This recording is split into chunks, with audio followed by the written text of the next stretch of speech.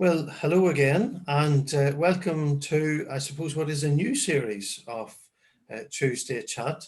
And just as we had 10 Tuesday Chats before, it's certainly my aim to have 10 Tuesday Chats again.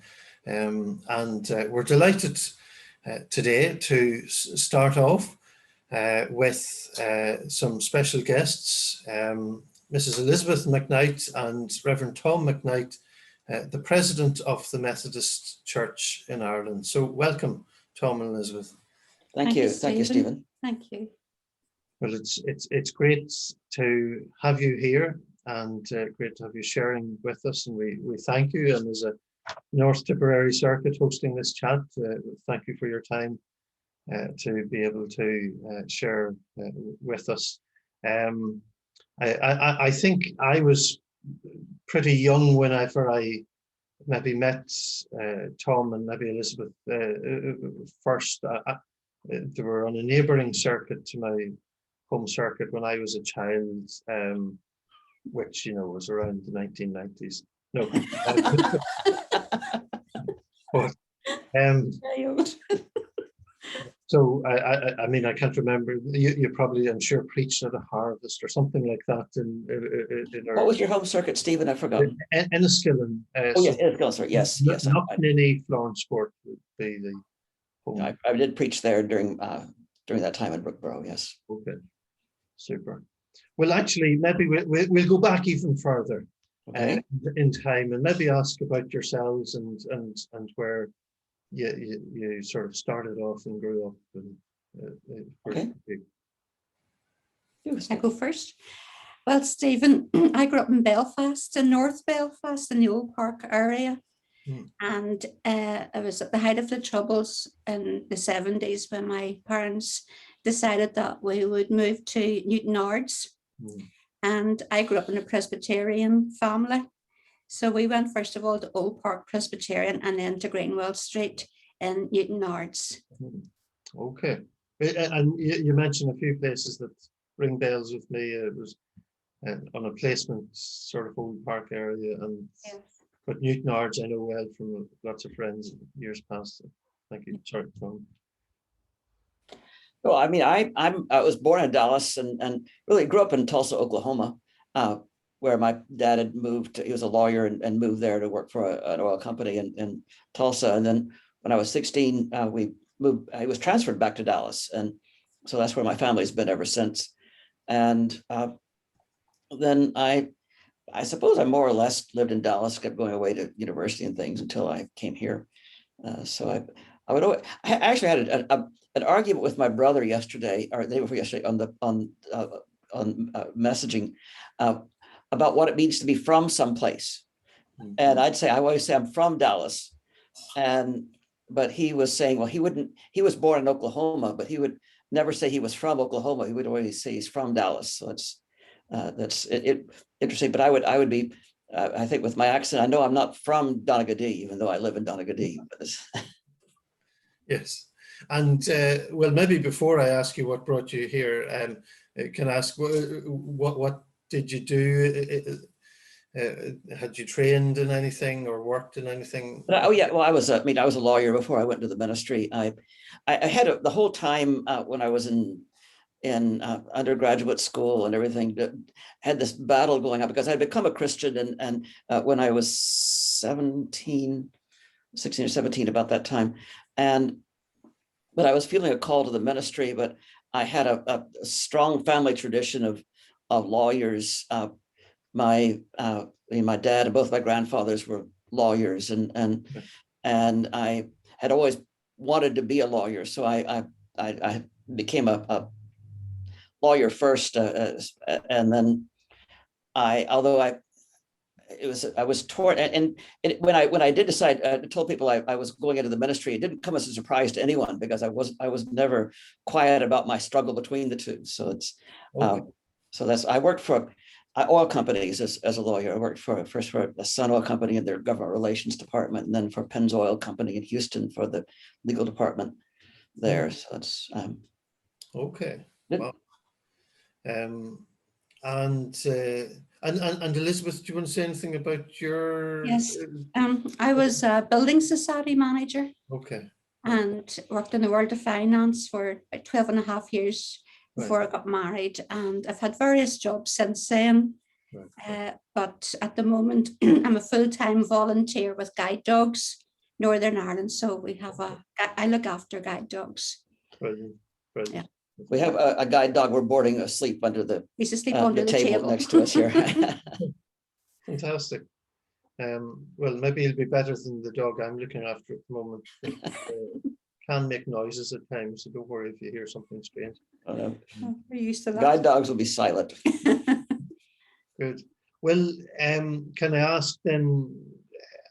I don't know if maybe I was about to ask two questions, but maybe they're not actually linked. But anyway, how did you meet, and Tom, why did you come to Ireland? So anything broadly around all? Well, I'll start with why I came to Ireland. I came to Ireland to work for a year, 1981 to 1982. John Turner, the Reverend Dr. John Turner, was bringing people over from Asbury Seminary at the time, and I was one of the, at that stage, 2 people to come over from Asbury Seminary, and I stayed a bit longer than the other person. Okay. And sorry, that was part of your training? Part of my training, yes. I came as a student pastor, pastor. Yeah. That's the title. Yeah. We met in an old people's home in Newton Arts. Wow. It's very romantic. Tom came to preach and I was playing the piano. Right. And he asked me out.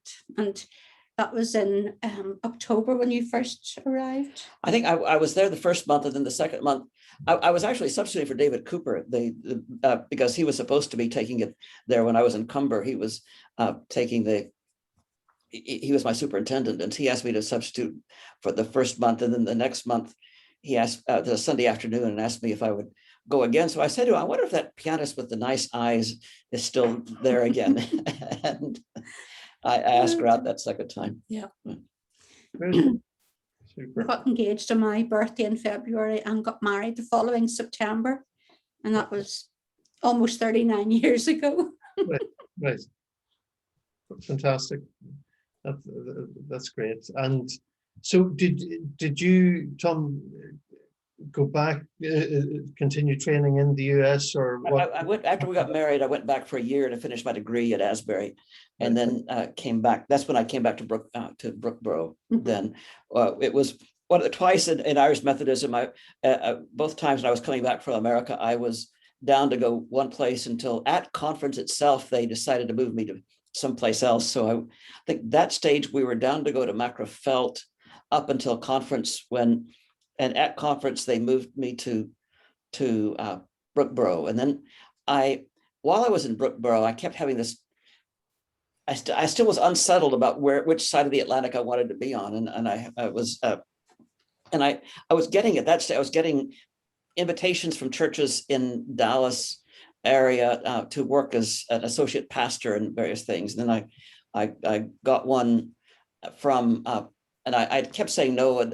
I got one from the church that I had gone to at the university where I attended, Southern Methodist University, Highland Park United Methodist Church, which is one of the largest churches in the world, and Methodist churches in the world.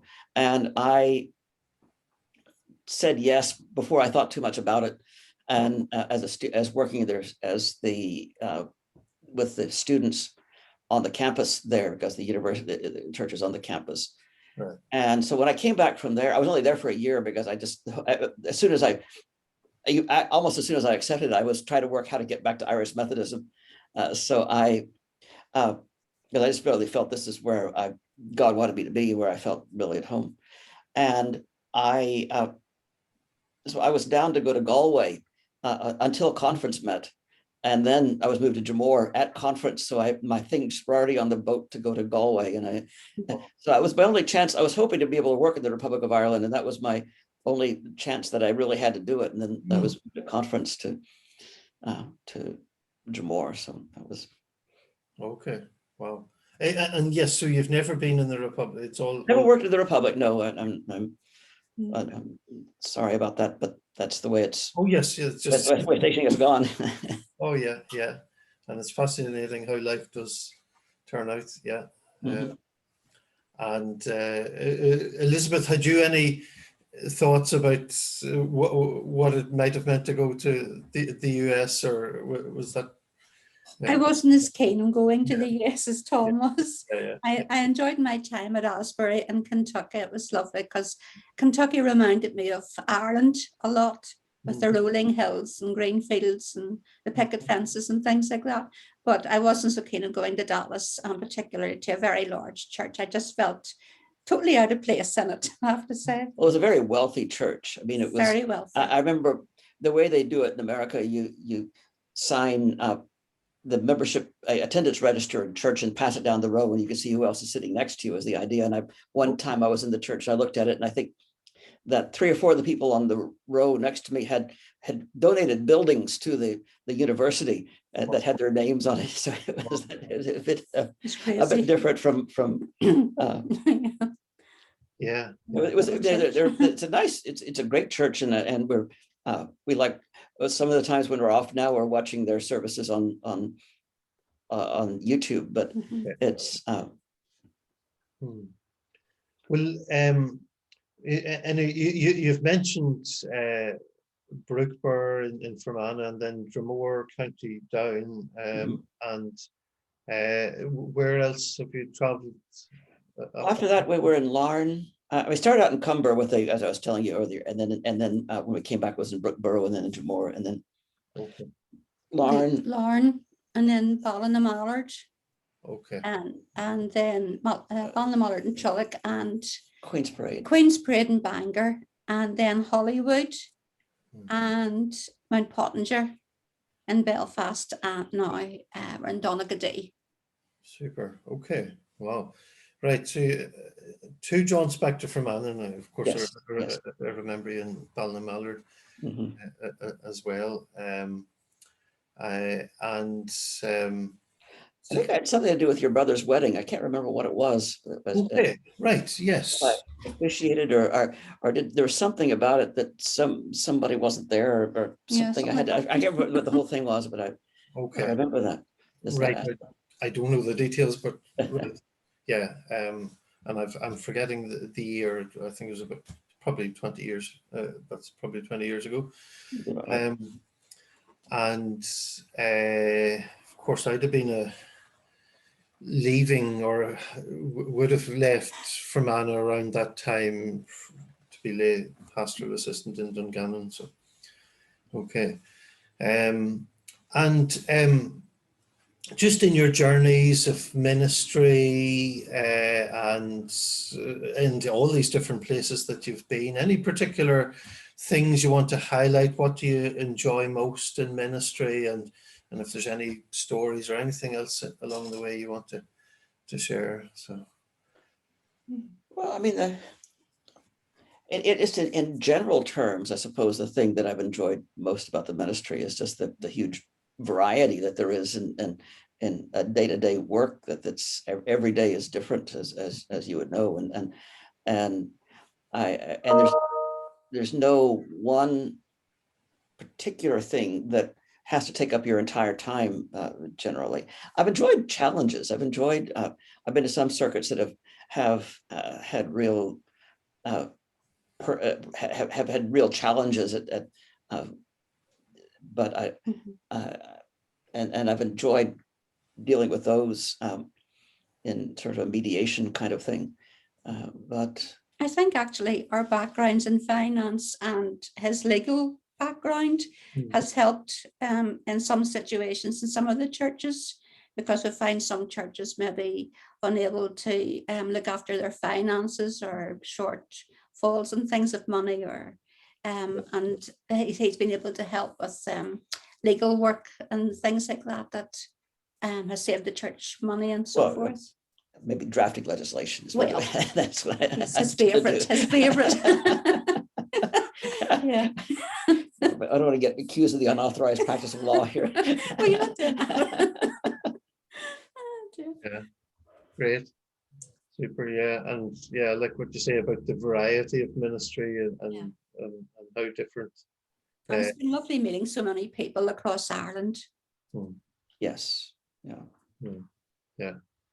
And I mean, it's interesting. You've been in, well, a number of circuits in County Down, and also Belfast, and then 2 in Fermanagh. Have you found it easy to adapt to different contexts that you've travelled to? And I think the funniest one was when we came back from Dallas, no, from Kentucky, and went to Brookborough, and Elizabeth was looking forward to getting back to the Northern Ireland accent, and there was one, I don't want to mention names, but one person in particular who had a really strong accent that she couldn't understand, in the Fermanagh accent that was so different from the North Belfast accent that she would have, that it didn't make much difference that we were on that side of but and then learning to adjust. I mean, the pronunciation in County Antrim when we were at Larne is rather different from some other parts of Northern Ireland as well. So it's, I mean, and I remember one time I was in Trillick, and I had I was trying to do a children's address, and I had a little object, and I asked what it was, and if you asked the children to say what it was, and one said it's a Kiev, and I said no, it's not a calf, and he said, I didn't say calf, I said Kiev. When our youngest daughter went to school in Ballinamallard Primary, the teacher brought me in one day and told me that she couldn't understand Catherine because of her great County Antrim accent. She had no idea what she was saying. So there's quite a variety of accents across Northern Ireland, as you would know. Yeah. Oh no, I like that about the Kiev or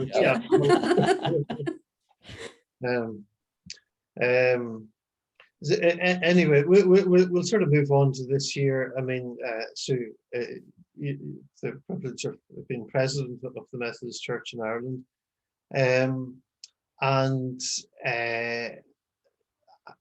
now maybe looking for work from where I'm looking and guessing, I'm thinking to myself, what a year to be president, when maybe you would have loved to have been traveling around the whole of Ireland, very much including the Republic.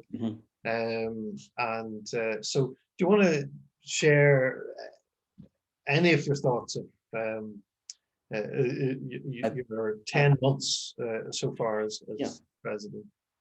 I mean, my biggest disappointment, I suppose, is the fact that the churches in the Republic have been closed to public worship, gathered worship so much during so much of my time. So I haven't been able to go there. I think we had just the only one circuit that we were able to get to was the North Connacht circuit in Sligo, and then Manor Hamilton that morning. And then I was able to go to, and I really enjoyed this, we were able to go to Dublin for the National Day of Commemoration, and take part in that. And I was very pleased. Somebody was asking me recently where I'm able to go as president for things, and I said, well, I went to Dublin for the National Day of Commemoration. And they looked at me and waiting for what else. I said, well, that's it. And I suppose, I mean, in one sense, because you're only president for a year and I don't have anything to compare it to, so I don't know, other than what I've observed other presidents doing. I mean, I know I've had to cancel so many things. I have a stack of papers about that thick of things that just cancellations of either of reservations and flights and all kinds of things. Our presidential trip was canceled, and the going to the British conference ended up online, and the going to various circuits that we were planning to go to and send accommodation. Those were canceled, and we didn't get to the national plowing competition. That we were looking forward to. Looking forward to that. So that's become an established thing now for the president. Yeah, we were really excited about that one. Well, it was cancelled. It will be there for you to come to outside your presidential year. In retirement, maybe we We can go down and I suspect hotels get expensive during that time, though. Yeah. But anyway, that's so and having to, it's taken a while for me to get used to the idea of preaching to a camera that I've had to do so often, and I've preached on Zoom occasionally, and I like that a little bit better than preaching to a camera, especially if I can see the people, as I can see you now, I can see you reacting, I can see the people reacting on Zoom when I'm preaching, which is helpful than just having to preach to a camera. And in fact, some ways, preaching to Zoom was, I found, slightly better than even preaching to people in the pews in face masks, because you can't see, you can at least see people with their faces without the face masks on now. So it's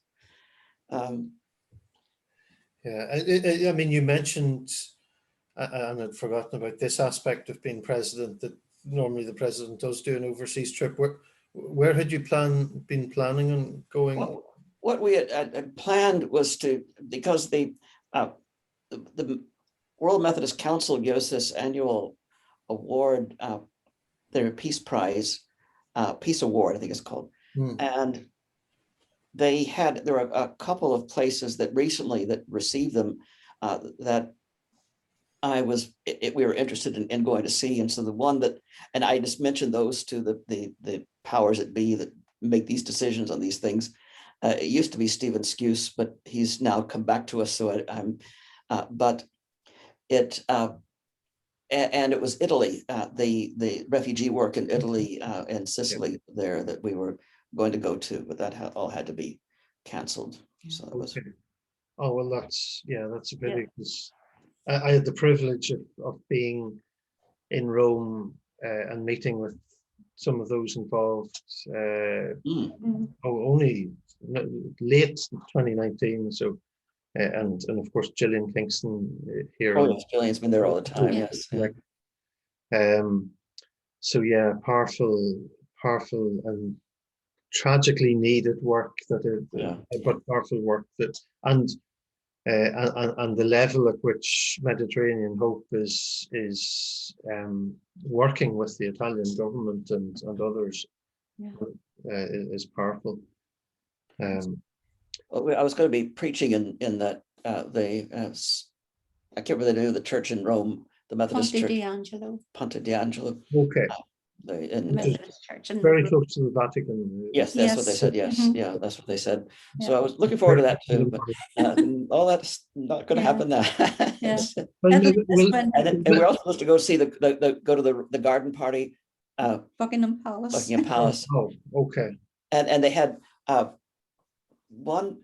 Now there's a member of my congregation here that's so it's not that big a deal. It's just you just stand around. But he's been to 3 or 4 of them. He's somebody who's really. But I spoke to the ex-president, and he was talking what a great day it was, and all the things that were involved with it. So, but we may still get invited to that. That's something. Okay. There's not going to be one this year either. So the new president and I may be invited. There may be 3 people from Methodism going there one year, possibly. So we'll see what happens. Okay. Well, maybe you shouldn't be dwelling on the things that you couldn't do. Or any other things from your year, even with the restrictions that you've just found to be a privilege to be president? Or well, I mean, yes. I mean, it has. I think you said it right there. It's just the honor, the privilege of being president and being. And I think it's doing so, able to do so much on technology now. I mean, we're thinking if this had happened even 20 years ago, how different things would be in having a pandemic without the technology that we have now. Yeah. But it's, I mean, I just take it as it comes. I mean, I haven't, and I do think though that in terms of these things that I missed out on that we were just talking about, I always take solace in the fact that because I was secretary of conference for a year and a half, I was able to do some of these things that the president would do that I would normally have missed out on completely. Like I was at 2 British conferences in person, and I went to South Korea for the World Methodist Council meeting there, and I was at the European Methodist Council meeting in Denmark, and so I was able to do some of the things that. And I was meeting with the church leaders in person. Well, now I'm meeting with the church leaders over Zoom by and large. So it's that's super. Yeah. Great. And have you any just looking at where the church is at now, and as we journey into the future, and we're thankful that in many ways, I certainly feel very thankful that some of the thinking that the Methodist Church in Ireland has been a part of over the past 5-8 years or whatever, just in helping us adapt to the mission of today's world, has equipped us in certain ways in this past year, and I'm thankful for your leadership and the leadership of Heather, the Secretary of Conference, Heather Morris. But as we look at the present church and the challenges for the church, any observations from your year, or any thoughts about our opportunities and challenges as we go forward? I mean, this is I'd always, and there's this saying about be careful what you wish for. I had always had this idea, and it was more just not serious, but just the background, the way that the Salvation Army had decided to base a church around the model of the military, of the model after the army.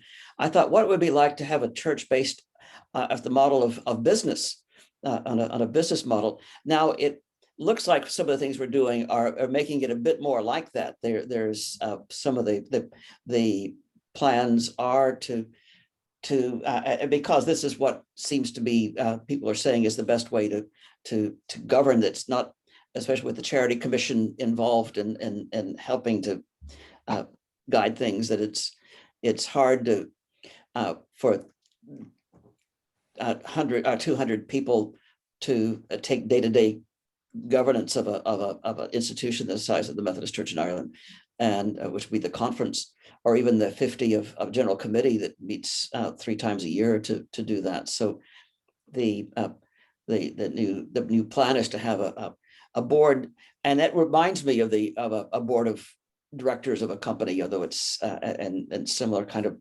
thing where you have 15 people who will be responsible. And I'm glad I'm retiring when I am, so I can just observe rather than be directly affected by what the things that are happening. But I will be very interested to see how it goes, and in terms of being careful what you wish for aspect.